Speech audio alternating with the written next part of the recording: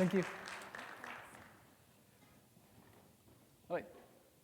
Welcome to our session on designing product security for a brighter smile and healthier tomorrow. This is the standard disclaimer. My name is Lokesh. I'm Apurva. And we are part of the security team for the Cisco Secure portfolio. During this presentation, we are going to take you through our journey of transforming the product security program. So let's begin. This program was created for Duo Security, which is part of the Cisco Security Business Group. The program, and let me take you a few years back. 3 years ago, the product security team consisted of product security engineers and software developers. The product security engineers focused on completing security activities and also supporting the incident response, the product security incident response team program. The incident response involved being on call if there is any vulnerability reported by external researchers or internal developers. The software engineers focused on creating automation to enable the product security engineers. The security activities that the team performed included threat modeling, design reviews, code reviews, security assessments. Duo engineering followed a software development lifecycle, and these activities were part of those software development lifecycle. Our philosophy is we want to enable engineering, and therefore, we did not operate as gates. We wanted to partner with engineering and product development to enable their release faster. In terms of security activities, we encouraged the engineering folks and the product development folks to request for those activities through an intake form. The intake form consisted of fields like what product or feature that they are building, when is the release, their go-to-market dates, the technology that are being used to build that feature, and so on. The go-to-market dates helped us in prioritizing those activities. We also operated an office hour. These office hours were meant for engineering and product development folks who want to join and ask questions to the product security team. Initially, we saw great attendance during these office hours. People used to ask questions on general security thing as well as specific to their product domain. More often, we found ourselves recommending them to submit a ticket through an intake queue. So slowly, the interest fizzed out. As time progressed, we saw challenges in current model. Our intake queue was keep on growing. Engineering was building features faster. And our security activities, they typically took anywhere between 2 to 3 weeks. So we were not able to match with the pace of engineering. In fact, since we were not able to meet the pace of their release dates, we were not able to deliver them assessments in time, as a workaround, the engineering and product development team, they started requesting for those security activities way in advance. So now we were getting requests for a feature that is not even built. The moment our product security engineer started working on a security activity that is not built, we had to pause our activity. We had to put it on hold. Putting activities on hold was not fun. It messed up our planning. It messed up our capacity planning, and we had so many paused assessments. In fact, our queue was so backlogged that during one of the vacation times, we had to go on engineering Slack. So Duo Engineering used Slack. And we had to go on individual engineering teams' channels and post a message that our queue is backlogged, so we'll not be able to deliver the security activities on time. This proved to us that queue is no longer a metric to decide how long an activity will take to complete or how many resources do we need to complete those many activities. Talking about activities itself, we were going from one activity to other.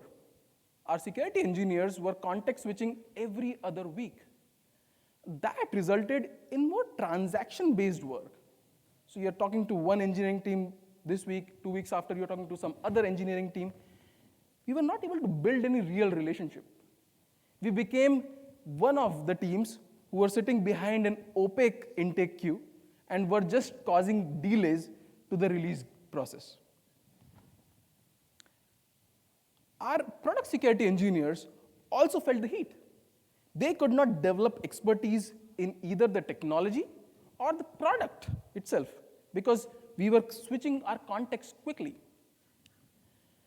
We also found out that the skills needed for incident response, typical SecOps related work, they are different from product security engineers' skill set. Some of our product security engineers did not find themselves aligned to the IR work.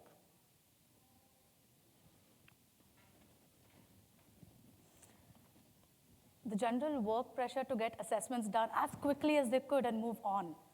And the anxiety of being on call day in and day out for those 2 weeks that they were on call was getting to the team. The morale was going down. We were also in the middle of a pandemic then, and so a lot of our team members were surrounded by kids like 24/7, or they were surrounded by nobody 24/7. And in general, this was affecting the team. They were getting unhealthy and unhappy. And work was getting impacted. So our partners and stakeholders were also not happy with what we were delivering. There was this one fine morning during the pandemic. I woke up and we had a huge security escalation. Everybody was focused on it. We were all trying to figure out, triage, debug, what is the issue. And we found out that we hadn't really looked at that feature before. We hadn't reviewed it, and it had gone into production. As we talked to the team, they thought that our queue was still backlogged, that we were still unable to support any of their requests. And so they felt that we would really impact their release, and so they chose to go into production directly. And this is coming from a very security positive culture. And that's when we realized that something needs to change. This is not working out for our team as well. Something needs to change in terms of how we engage with our partners, stakeholders, and how we prioritize our work. And so we went back to the drawing board, and thus came the integration and services model. You can tell that we are engineers. If we were a marketing team, this would be a better name. But we didn't know that we were going to present at RSA then. So the next few slides, I'm going to be talking about what actually went into creating and rolling this program out. We started with, what are we trying to do? What are the outcomes that we want? And so in addition to the usual product security goals, like building security in, security by design, we also focused on a few key outcomes. One was, how do we engage better? How do we go from a transaction-based model to a more engaging model, a more relationship-based model? And how do we get more visibility, as well as we provide visibility to our stakeholders and partners? And that will help us prioritize our work better. So the first thing we started doing is creating a big mind map. On the left-hand side, we started documenting all of the technical offerings that a product security program should have. So we started documenting the security activities that we do, the threat modeling, the design reviews, training and education, the scanning, the tooling. We started documenting security champions, and what else? IRs. That is something that we did at that point in time. And then on the right-hand side, we started documenting all of the non-optional things, like staff management, team health, team training, vendor relationships, vendor management, strategy, roadmaps. Once we had that entire mind map drawn. Then we started talking about what do we do today that we should continue doing, what has been working well for us. And so all of the security activities that we did, the threat modeling, the code reviews, the manual testing, we wanted to continue doing those. So that went into our continue doing bucket. Then we started talking about what do we don't do today that we should start doing. At that point in time, we weren't actively looking at security champions. We weren't actively looking at training. And so that was a clear winner for us. We should start looking into them. And then the stop doing was a no-brainer. The team was not working well doing PCerts, doing on-call work, doing incident response. And so we worked with SecOps to hand that over. All of this was work that we could divide into two main focus areas. One was the integration focus area, and the other one was the services focus area. So think of it like a hub and a spokes model in a wheel. The integration were all of the spokes, all of the offerings that need to be customized, that need to be aligned to products, to teams, all of the activities that needs a lot of collaboration and understanding, like security activities, the threat models, the code reviews. And then the services focus area were all of the offerings that were centralized, that were scalable, that were holistic in nature. Like training was one, security champions, scanning and automation, paved path, or how do you create secure frameworks, libraries. So all of that went under the services focus area. Now, once we knew what we were doing, then we started talking about who's going to be doing all of this. So we started working on a skill set matrix to understand our team better. Now, we had been working with this team for a while, but we wanted to take a step back and then figure out, okay, what are our team strengths? What do we need to work on? What are our gaps? And so we started documenting all of the soft skills as well as the technical skills that we will require to do our job. And then we asked the team to go in and self-rate. The team did that, and we had a very sobering observation. At that point in time, we had two very strong women engineers on the team, and only one of them had rated herself as an expert in one category, whereas everybody else had rated there was a good mix of all four categories. And that confirmed to us that we need a second level of a review. And so after the self-rating, the leaders went in and made sure that they were equitable, that they had analyzed and corrected all of the data.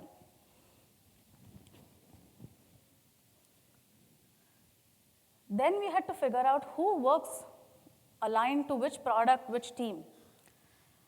We had a few considerations here. One was, how can we leverage, how can we provide some mentorship opportunities to our senior team members and partner them with some of our junior, our newer team members. Some of the products that were in maintenance didn't really need a dedicated ProdSec engineer. Some of the products that were a business priority, the teams that were a business priority, got our top talent. And we also talked to the stakeholders and our partners, like the senior engineering leaders, to understand what is it that they feel is a good fit, what skill sets, what behavioral skills, how does the team operate, what would work well. And then we also looked at our team strengths as well as their IDPs, the individual development performance plans. Where do they want to go? What do they want to learn? Once we looked at all of these criteria, then we started mapping our teams, our team members, to these individual teams and products. They were the SMEs. They were going to be the SMEs, the subject matter experts for those teams and those products. Whereas the automation engineers, they were holistic. They worked across the entire organization.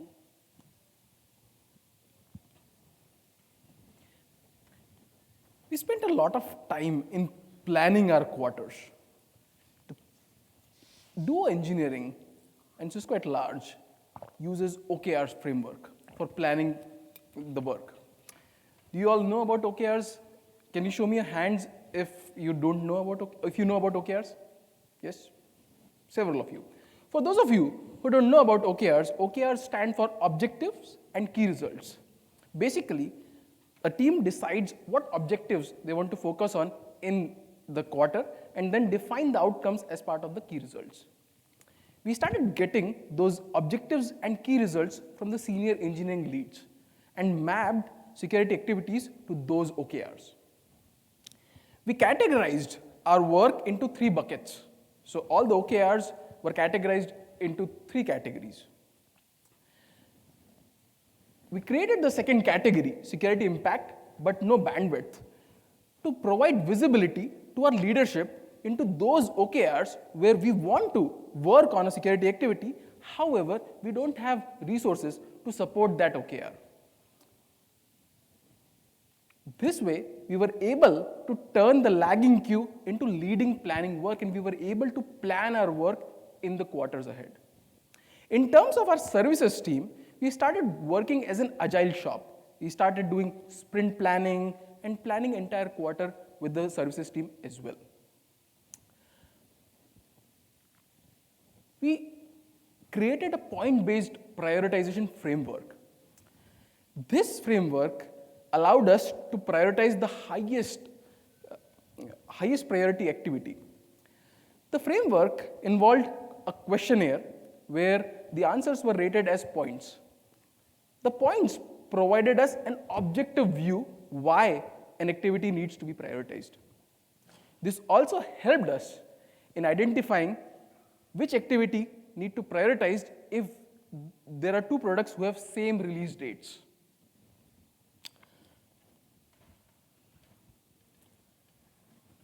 Now, the integrated engineers, ProdSec engineers, they are the SMEs for their products and their teams. They are in the field. They are working daily with our partners. So they are closest to the problem. And so we set up a feedback loop expectation. The integrated engineers would provide requirements. What are they seeing? Their observations, their feedback into the team that is going to consume all of that and determine what services, what solutions do we need to work on. And so the services engineers would work on those solutions across the organization and then deploy them so that the integrated engineers could do their jobs faster and better. We redefined our security touchpoints based on this new model. We took a customer-first approach. We looked at the existing product development lifecycle, and then we mapped and we customized all of the security activities that we do according to that product development lifecycle. We also highlighted what is automated, what is manual, and made sure everybody understands all of these activities. We changed entirely our security assessment methodology. In the previous model, all of our security activities, they were discrete, ad hoc activities. Basically, it depended on the intake queue. If an intake queue came in that requested for a code review, we would work on a code review. If an intake queue requested a threat model, we would work on a threat model. In this methodology, an assessment was kicked off when the feature development was kicked off. And then an assessment completed when feature development was done, when we had done all of those 4 things to call it as done. This way, we had 2 observations, first of all. Our threat models were updated. Every ProdSec team probably knows that keeping our threat models up to date is a big challenge for us. And in this way, we were looking at the threat models frequently and making sure that they were up to date with all of the new product releases, feature releases. And then, we were also able to use the threat model as a prerequisite for the manual testing that we were doing. Having that threat model-based manual testing helped us become more targeted, become more customized in what are we testing, and so we were able to reduce the time and the effort to become more efficient. No, did I skip a slide? Okay. Okay. So in my past life, I was a security consultant. And as a security consultant, I have created many, many detailed PDF reports that were emailed to customers, and that used to be sitting there unopened for years. And so the first thing that I did was I got rid of the PDF reports. We created security tickets directly in the engineering defect management system. We made sure that whenever we are creating critical or high priority tickets, the access was restricted to only the people that were working on the tickets. But then to enable good knowledge sharing, we used to open the tickets once the risk was mitigated. And so the entire organization had access to those tickets. We also tightly coupled ourselves with the task management that engineering has. And we created security tasks aligned to every engineering story. So the story is not complete unless and until that security task is complete.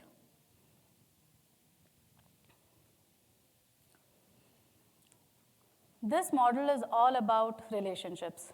It's all about getting to know our partners, our stakeholders. And so we spent a lot of time investing in who should we know, who do we have to work with, who should meet whom. And so we created explicit plans with cadences on who should be meeting whom frequently. So I think I'm going to talk about a common problem, but whenever as security, I will go to engineering to tell them, hey, are you able to prioritize this? You really need to prioritize this. They would tell us, can you go talk to product management? They are the one that decide all the priorities. Can you go please talk to them?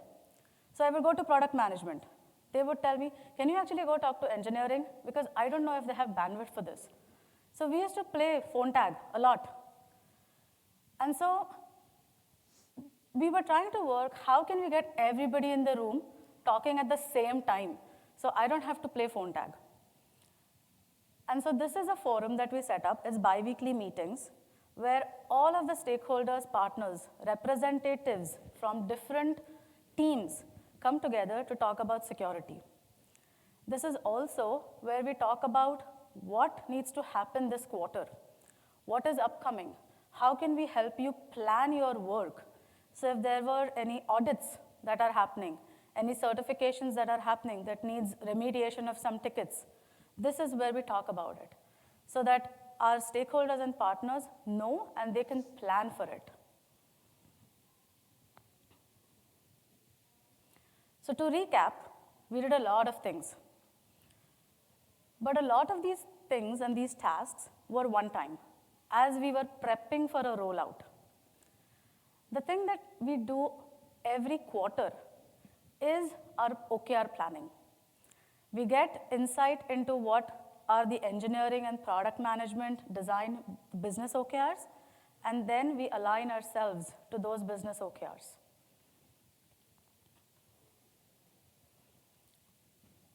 And then, with much fanfare, the program went live. People were very excited because this is something that they felt very connected to, because through this entire journey, we had done a lot of feedback loops with our partners, our stakeholders, engineering, product management, as well as our teams. And so everybody was very excited about this. As time went on, we had a few observations. Some good, some learnings. The good. We became part of the development pod. Why is this important? So engineering and product management have this concept of a development pod, which is all of the teams and the resources they will need for new feature, new product development. So this is what they look at when they are considering Is this product something that we can staff for? And this is their staffing model. This is what they base their staffing numbers on. When we became a part of this, we were guaranteed that engineering and product management was not scaling without us. We were a part of their model despite not reporting into them. We reported into a different structure. And so this way, we also actually got 2 people from engineering to help staff us because we had provided all of the data showing what do we need. Security had finally arrived. We were in that room where priorities were being discussed, where business was planning their OKRs, and we were also able to participate in those discussions. In fact, recently, one of my team members was named as a co-collaborator for a patent that engineering has filed. And this was a great win because security is often forgotten. It's a back-end team. We never get the recognition. So this is an awesome development for us.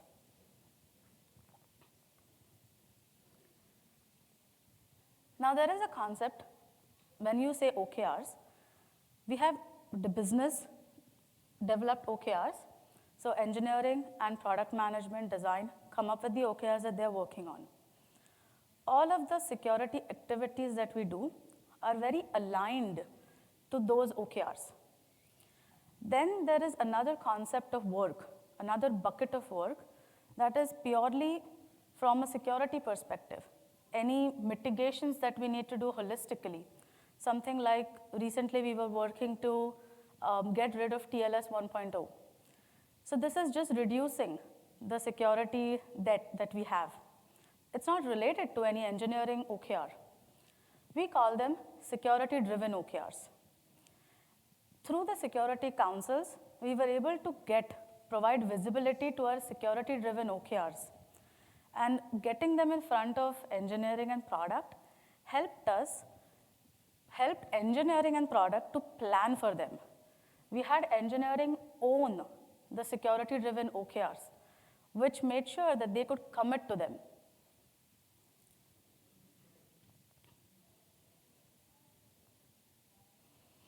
And then, since we were spending so much time in planning, we were also ensuring that this planning helped us with 80% capacity for our engineers. And so they still had time for any training that they could do, for anything that comes up, any last-minute emergencies that come up, or any security escalation that comes up.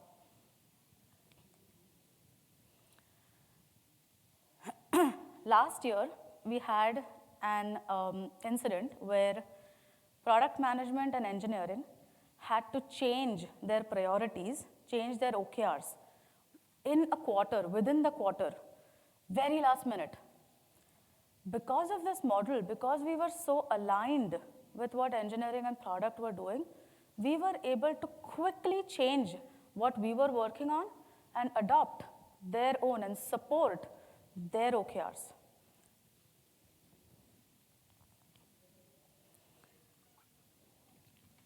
This worked so well, and engineering and product could see the value that security was bringing in. In fact, a very senior director, they reached out and they asked us, so we create, Cisco Secure creates security products. And so as the security team, we have the expertise that we can lend to engineering and product management. And so this director, they reached out and they requested for our expertise for a research project that they were working on. They told us that we don't want you to come and just review what we are doing, but collaborate with us, work with us to research the product feature in the first place, which was great because we had never worked with product management before. And this was a great win for us that they could see the value that we bring. All of those feedback loops that we had set up, all of the product security team members that were front and central, talking to engineering, talking to product management, design, it meant that they were going on team lunches, they were going on celebrations together. They had informal relationships that were happening. The team was talking. And we also set up meetings where people could come in and share their learnings, their observations, the threat models that they were working on, etc. So all of this meant that our partners, our stakeholders were happy. And more importantly, our team was happy. But we also had some learnings. Yeah, as the time went by, we saw some cracks in the process, in the program. And one of the first things that we observed that some of our integrated engineers were feeling the fear of missing out. So as part of the integrated team, they were following the Slack channels so that they are working on every request that engineering was making. And now, if they are going on PTOs or if they are out of office, they felt like, oh, I'll miss something that engineering will ask. And that created that FOMO. At the same time, engineering was also creating a lot of collateral. Like they write Word documents, wiki pages to describe the features, the technology, and everything. And the integrated engineers felt overwhelmed with all the information. Not only the documentation, they were also attending the sprint planning meeting, team meetings, the demos, and so on. Everything added the pressure. Everything resulted in overwhelming some of the product security engineers. Not only product security engineers, we also felt cracks in some of the teams where we were supporting. Some teams remained reactive. They were still working on their own and were not talking to the product security engineer they were integrated with. And that was one of the things that we observed. Based on these observations, it was clear that we need to work on evolving this model further. So if you can imagine, the version 1 was setting the baseline. Now we wanted to work on optimizing this version. And we started the work. First, we started working on identifying which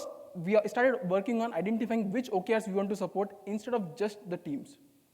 The product security engineers will still remain the point of contact for those engineering teams. However, they will work on the focused OKRs. They will still be answering to the day-to-day queries. However, if there is a bigger ask, then we requested the engineering teams to plan that work for the next quarter. We also spend time in development. One of the problems in the beginning that we faced during our queue-based model was our engineers could not get time to plan their technical learnings. And through the integrated model, we wanted them to get time. And that's where Apurva talked about the 80% capacity work. In the version 2, we worked specifically to create those development opportunities where the integrated product security engineers identified development opportunities. In fact, one of the security engineers, they chose paved path. So they moved to the from integrations team to the services team to continue working on the paved path model. One other engineer, they started working on the education track, and so on. We started creating meetings, bi-weekly meetings for discussing threat models and code reviews and so on. These bi-weekly meetings served two purposes. One, the product security engineers were in the know of the new products or the features that are getting released. And so, even though if a product security engineer is not working on X product or feature, through this meeting, they were aware what is going on in other people's world. The second was a mutual learning. Everyone was upskilling their game. And this is the forum. These are the meetings where they were sharing knowledge in a non-judgmental way. Finally, we had drafted metrics during the version 1. Some metrics were qualitative, like we'll ask our stakeholders to identify if they feel good about our program or not. Some were quantitative, like how many threat models were maintained, or how many planned activities were done versus an ad hoc activity. In the version 2, we started measuring those things. So now we were measuring the success of our program. Version 2 enabled us to optimize what we started as version 1 of integrations and services model. Engineering is still growing at a rapid pace. And it is clear to us that we have to evolve our model in order to support them better. And that's where we have started working towards the future of this model. And that's what we call it, that's what we are calling it as a version 3. In the version 3, taking a step back, the OKRs, we started aligning our security activity work with OKRs. What we found out that not all OKRs require the same level of effort from security team. That means that we can create a tiered assessment methodology to provide support to these OKRs. We are also investing effort in self-serve model. This is what we are calling as the level 0, where things like a lightweight threat model that can be done by anyone in the team, it will help the teams to create a threat model on their own. There are automated scanning capabilities, there is security champions work, they all will help in building that self-serve capability. If you ask me today, like where we are in this tiered assessment, then I'll say we are at level 1. It's semi. So by investing more in level 0, we want to get to level 2, where we can provide more manual project support to those business critical OKRs.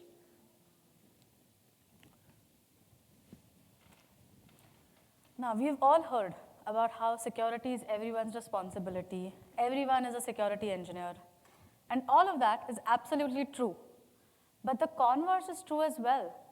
As security, our goal has to be how do we enable our business to go to market quickly and securely. So when we have the same goal, then we are truly one team.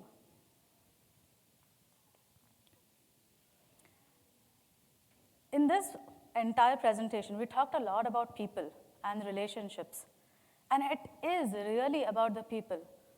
This entire effort started because we wanted to do right by our team, our partners, stakeholders, and the business.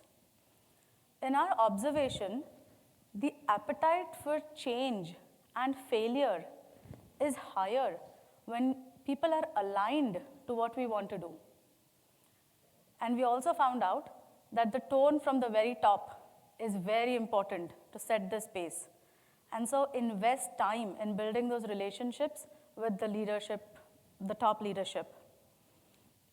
On the other hand, security needs to accept that we are never going to have enough bandwidth. And in this model, the way we handled it is by choosing what we work on. In this model, we were able to determine based on our bandwidth and the work that business is going to undertake. We chose what we are able to support, and we ensured that all of the leaders knew what risk they were inheriting when security was not able to work on something. And lastly, in this entire presentation, you have heard us talking about product security. But really, when you think about it, a lot of these concepts, like the skills matrix, the security council work, the meetings, the prioritization framework, a lot of these can be applied to any security program, any security team.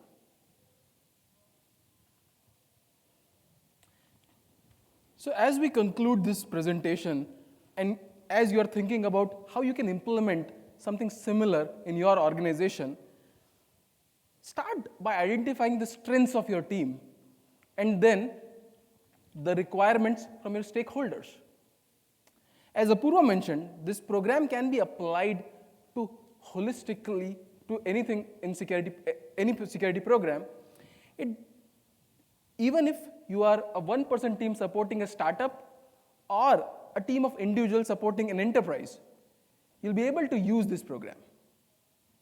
And with that, I'll conclude our presentation. Thank you so much to RSA for giving us a platform to share about our learnings. Thanks to you all for coming over and listening to our presentation.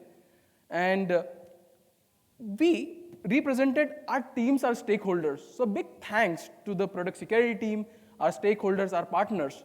Without them, this was not possible. So thank you so much to them. Thanks.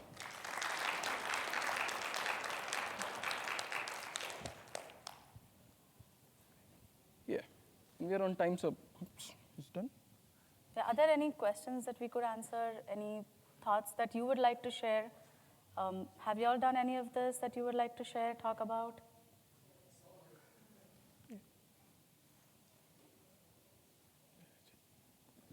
Okay, thank you. Also, we are first timers, so please fill in the survey and let us know how we did, and if there are any suggestions that what we could do to improve. Thank you.